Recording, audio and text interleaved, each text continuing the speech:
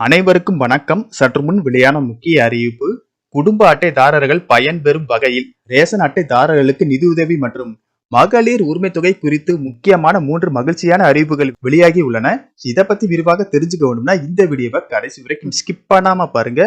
வீடியோக்குள்ள போறதுக்கு முன்னாடி இந்த வீடியோக்கு ஒரு லைக் பட்டனை பிரஸ் பண்ணிக்கோங்க. இது வரைக்கும் இந்த சேனலை சப்ஸ்கிரைப் பண்ணாதவங்க சப்ஸ்கிரைப் பண்ணிக்கோங்க. முதலாவது அறிவிப்பு என்னன்னு பாத்தீங்கன்னா, தமிழ்நாட்டில் பொது விநியோக திட்டத்தின் கீழ் குடும்ப அட்டைதாரர்களுக்கு ரேஷன் கடைகள் மூலமாக அத்தியாவசிய பொருட்கள் மலிவு விலையில் வழங்கப்பட்டு வருகிறது. இந்த நிலையில் பொது விநியோக திட்டத்தின் கீழ் குடும்ப அட்டைதாரர்களுக்கு மக்கள் குறைதீர் முகாம் பிப்ரவரி 10 சென்னையில் நடைபெறும் என அறிவிக்கப்பட்டுள்ளது.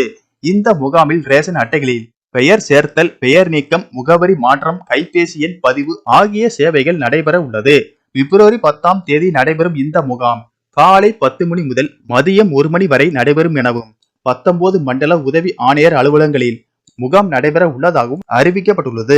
எனவே மக்கள் இதனை பயன்படுத்திக் கொள்ளுங்கள் என தமிழக அரசு தெரிவித்துள்ளது. அடுத்த அறிவிப்பு என்னன்னு பாத்தீங்கன்னா, தமிழ்நாட்டில் மிக்ஜாம் புயல் காரணமாக வரலாறு காணாத மழைப்பொழிவு ஏற்பட்டது. இதனால் சென்னை, திருவள்ளூர், காஞ்சிபுரம் மற்றும் செங்கல்பட்டு ஆகிய மாவட்டங்களில் மிக கடுமையான வெள்ள பாதிப்பு ஏற்பட்டது.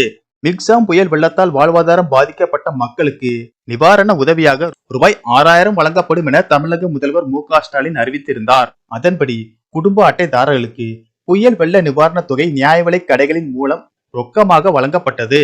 இந்த நிலையில் ரேஷன் அட்டை இல்லாமல் மிக்ஜாம் புயல் நிவாரணம் கேட்டு விண்ணப்பித்தவர்களுக்கு விரைவில் ரூபாய் 6000 நிவாரண நிதி வழங்கப்படும் என தமிழக அரசு அறிவித்துள்ளது. அடுத்த அறிவிப்பு என்னன்னு பாத்தீங்கன்னா, கலைஞர் உரிமை தொகை பெறுவதற்கு புதிய குடும்ப அட்டைகள் கேட்டு பலரும் விண்ணப்பித்துள்ளனர். இந்த நிலையில் தமிழகத்தில் புதிய ரேஷன் அட்டைகள் விரைந்து வழங்க நடவடிக்கை எடுக்கப்படும் என அமைச்சர் பெரிய கருப்பன் தெரிவித்துள்ளார்.